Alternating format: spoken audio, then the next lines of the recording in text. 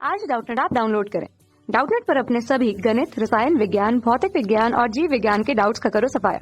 बस प्रश्न की फोटो खींचो, एक ही प्रश्न को क्रॉप करो और तुरंत वीडियो सोल्यूशन पाओ। अभी डाउनलोड करें।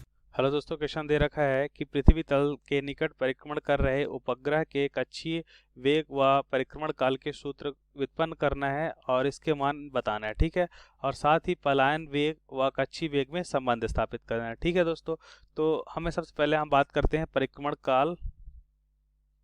ठीक है, परिक्रमण कर रहे उपग्रह कक्षीय वेग, फिर उसके बाद हम बात करते हैं परिक्रमण काल के लिए सूत्र। ठीक है, तो हम देखते हैं कि अगर हमारी पृथ्वी है, ठीक है दोस्तों, यह क्या है, हमारी पृथ्वी है। ठीक है, और पृथ्वी तल के पास ही, ठीक है, अगर पृथ्वी है अब इसकी कुछ त्रिज्या होगी, मानते हैं उसकी त्रिज्या क्या है, पृथ्वी की RE है। ठीक है, और यह बोल रहा है कि जो उपग्रह है दोस्तों वो क्या है, पृथ्वी तल के निकट है। ठीक है, पृथ्वी तल के निकट मतलब इसके आसपास ही क्या है दोस्तों, एक उपग्रह है। ठीक है, और वह कक्षीय या इस कक्षा में क्या कर रहा है, वृत्ति गति कर रहा है। ठीक है दोस्तों, इस कक्षा में क्या है, वृत्ति गति कर रहा है। ठीक है, और इसका द्रव्यमान हम क्या मानते हैं, स्मॉल m। इसका द्रव्यमान क्या मानते हैं दोस्तों, कैपिटल M मानते हैं। ठीक है, अच्छा अब क्या होता है दोस्तों, अब यहाँ पे लिखा हुआ है क्वेश्चन में कि पृथ्वी के तल के निकट है, इस कारण से जो इसकी हम दूरी मानते हैं दोस्तों। ठीक है, लगभग लगभग अगर यहाँ से दूरी r है, ठीक है, पृथ्वी केंद्र से इसकी दूरी r है, तो क्वेश्चन में दिया हुआ है पृथ्वी के तल के निकट मानने की वजह से हम क्या मानते हैं कि पृथ्वी की त्रिज्या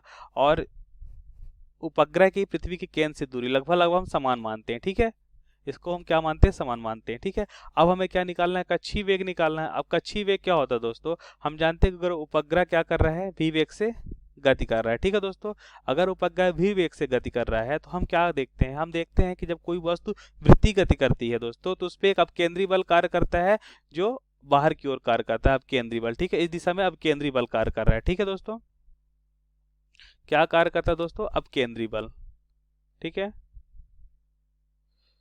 तो हम देखेंगे अब केंद्रीय बल की दिशा, देखिए हम बना रहे हैं डायग्राम पे, ये अब केंद्रीय बल कार्य करता है। ठीक है, जिसका मान होता है mv²/r।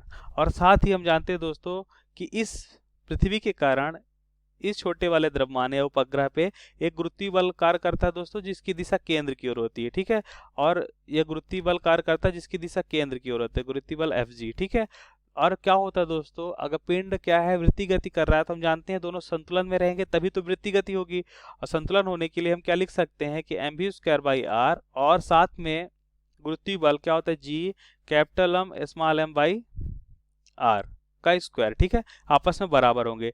यहाँ पे हम r के स्थान पे क्या मानते हैं दोस्तों, RE मानते हैं। ठीक है, मतलब पृथ्वी की त्रिज्या मानते हैं। क्यों ऐसा मान रहे हैं, हम इसलिए ऐसा मान रहे हैं क्योंकि हमें दिया हुआ है क्वेश्चन में, ठीक है, कि तल के निकट ही उपग्रह है। अब हम क्या करते हैं, जो वैल्यू कट रही है उन्हें कैंसिल करते हैं पहले, तो m से m कट जा रहा है दोस्तों, और साथ ही देखिए r² है ये, तो ये एक r से एक r कट रहा है। ठीक है, तो यहाँ से क्या बच रहा है, यहाँ से बच रहा है दोस्तों v² बराबर आ रहा है हमारा मान gm/r आ रहा है। ठीक है, और ये कैपिटल M होगा। ठीक है, मतलब पृथ्वी का द्रव्यमान होगा, तो gm/, क्या आ रहा है दोस्तों, RE आ रहा है। ठीक है, तो यहाँ से मैं जो कक्षीय वेग प्राप्त हो रहा है दोस्तों, जो यह वेग प्राप्त हो रहा है इसको हम v0 से लिखते हैं। ठीक है, तो v0 जो कक्षीय वेग प्राप्त हो रहा है यह हमें क्या प्राप्त हो रहा है, √gm/RE। ठीक है, यह भी अंडर रूट के अंदर रहेगा। ठीक है, इसको हम बना लेते हैं, यह भी अंडर रूट के अंदर रहेगा, तो यह हमें मान प्राप्त हुआ। ठीक है, यह हमें सूत्र प्राप्त हुआ। यहाँ से हम एक चीज और लिख सकते हैं दोस्तों, gm को हम क्या लिख सकते हैं, कैपिटल M है। ठीक है दोस्तों, gm को हम क्या लिख सकते हैं, gm को हम लिख सकते हैं gr का स्क्वायर। ठीक है दोस्तों, तो यहाँ से हमें क्या प्राप्त होने वाला है, यहाँ से हमें प्राप्त हो जाएगा v0 बराबर √g(RE) का स्क्वायर अपान RE। ठीक है, तो एक फार्मूला तो हमें यहाँ से प्राप्त हो गया था।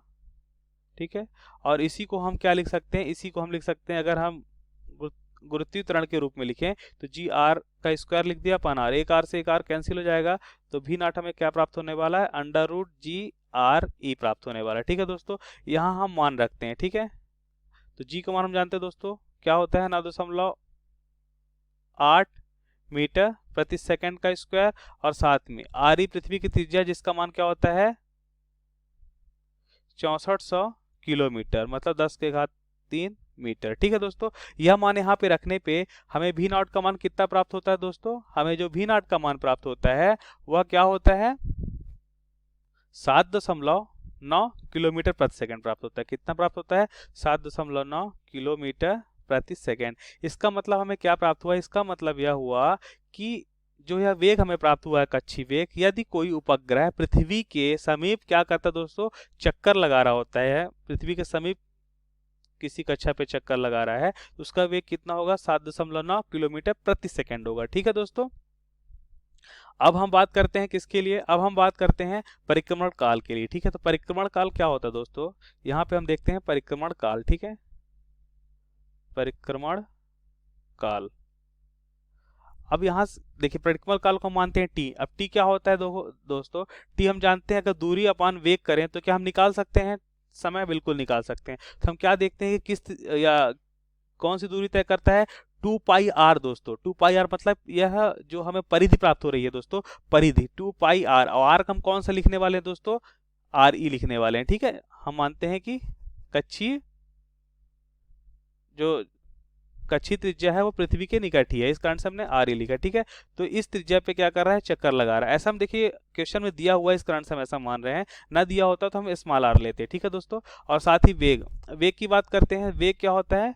कक्षीय वेग। ठीक है, इस वेग से क्या कर रहा है? वृत्ति गति कर रहा है। ठीक है, अब हम यह मान रखते हैं तो टी बराबर हो जाएगा हमारा, क्या हो जाएगा? 2 पाई आर। अब हम भी नॉट रखते हैं। भी नॉट क्या हो जाएगा दोस्तों? यहाँ से हम भी नॉट रखते हैं तो हमें प्राप्त हो रहा है अंडर रूट जी एम, देखिए कैपिटल एम होगा। ठीक है, under root G M by R E. ठीक है दोस्तों, अब ये अंडर रूट जी, देखिए अंडर रूट आर ई दोस्तों ऊपर हो जाएगा। ठीक है, तो यहाँ पे हम इसको ऐसे भी लिख सकते हैं कि इसको हम ऊपर लिखते हैं। ठीक है दोस्तों, यहाँ से ऊपर हो जाएगा तो ये हो जाएगा अंडर रूट आर ई, मतलब आर ई का पावर 1/2 हो जाएगा। ठीक है, और यहाँ पे अंडर रूट। ठीक है, हम ऐसा लिख सकते हैं। अब आवर्तकाल बराबर हो जाएगा हमारा 2 पाई, यहाँ का मान क्या हो जाएगा? जुड़ जाएगा तो आर ई का पावर हो जाएगा 3/2 अपान क्या हो जाएगा? Under root G M. ठीक है, तो यह हमें एक फार्मूला प्राप्त हुआ है। ठीक है, यह हमारा क्या हो जाएगा दोस्तों? Capital M. ठीक है, तो यह हमें आवर्तकाल का फार्मूला प्राप्त हुआ। अब हम इसका निकालते हैं मान।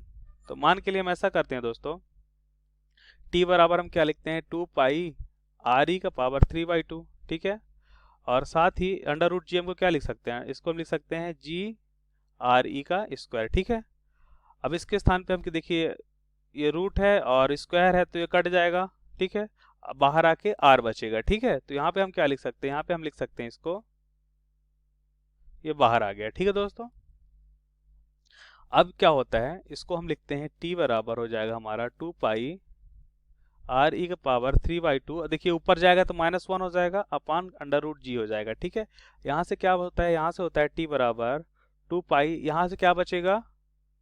1/2 बचेगा। 1/2 मतलब अंडर रूट आर हो जाएगा। ठीक है, तो क्या हम लिख सकते हैं? अंडर रूट आर बाई जी। ठीक है दोस्तों, यहाँ से हमें प्राप्त हुआ टाइम पीरियड। अब यहाँ पे हम क्या रखते हैं? जी का मान 9.8 और आर ई का मान, ये त्रिज्या जो है 6400 किलोमीटर, मतलब 10⁻³ मीटर। ठीक है, तो यहाँ से हमें टी का मान कितना प्राप्त हो रहा है? टी का मान प्राप्त हो जाएगा, इसको सॉल्व करने पे हमें मान क्या प्राप्त होता है? देखिए पाई का मान भी रख सकते हैं 3.14। ठीक है दोस्तों, तो यहाँ से हमें टी का मान क्या प्राप्त होता है? यहाँ से प्राप्त होता है 84.6 मिनट प्राप्त होता है दोस्तों। ठीक है, मतलब यदि कोई पिंड या कोई उपग्रह पृथ्वी पे इसके समीप किसी चाल, मतलब बोल सकते हो आप कि देखिए यदि कोई उपग्रह है या पृथ्वी के समीप चक्कर लगा रहा है। ठीक है, पृथ्वी के समीप किसी कक्षा पे चक्कर लगा रहा है तो उसको चक्कर लगाने में कितना समय लगेगा? 84.6 मिनट का समय लगेगा दोस्तों। ठीक है, तो हमने यहाँ से मान भी निकाला। ठीक है, अब क्या निकालना है क्वेश्चन में देखते हैं। अब हमें बात करना है कि पलायन वेग व कक्षीय वेग में संबंध स्थापित करना है। ठीक है, अब हम क्या निकालते हैं दोस्तों? पलायन वेग निकालते हैं। ठीक है, अब हम क्या निकाल रहे हैं दोस्तों? पलायन वेग। ठीक है, तो बात करते हैं पलायन वेग की।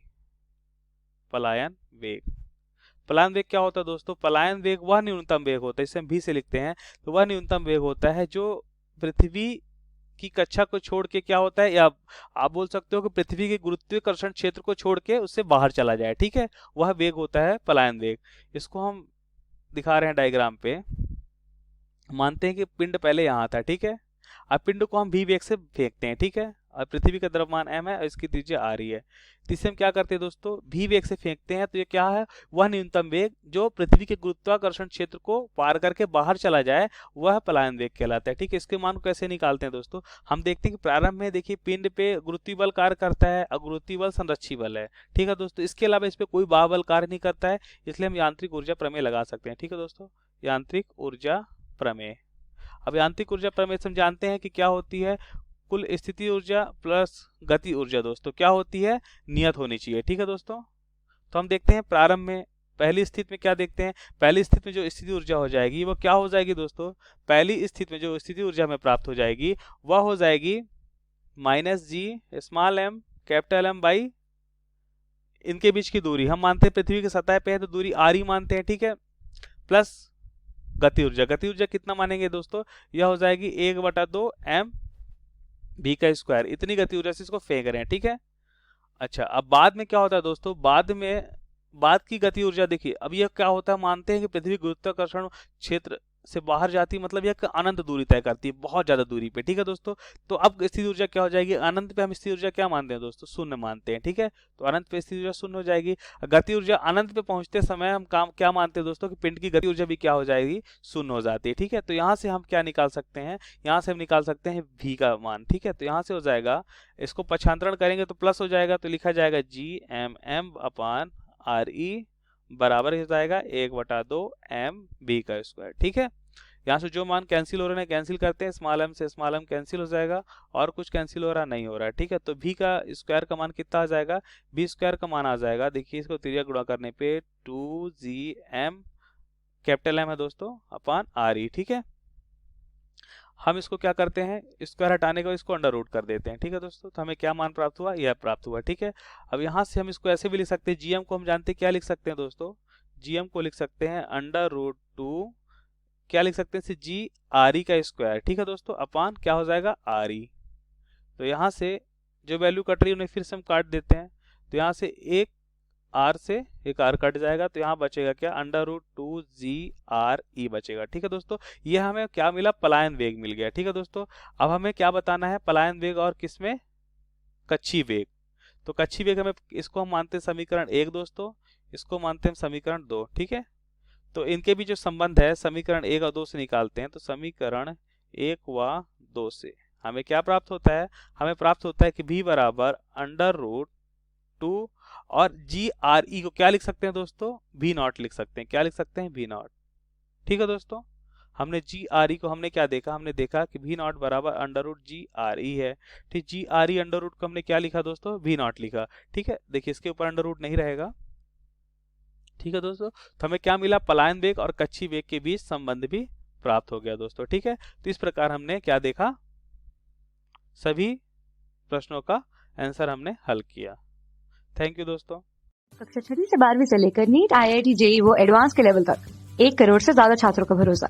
आज ही डाउनलोड करें डाउटनेट ऐप या व्हाट्सएप करें अपने सारे डाउट्स 8400 400 400 पर।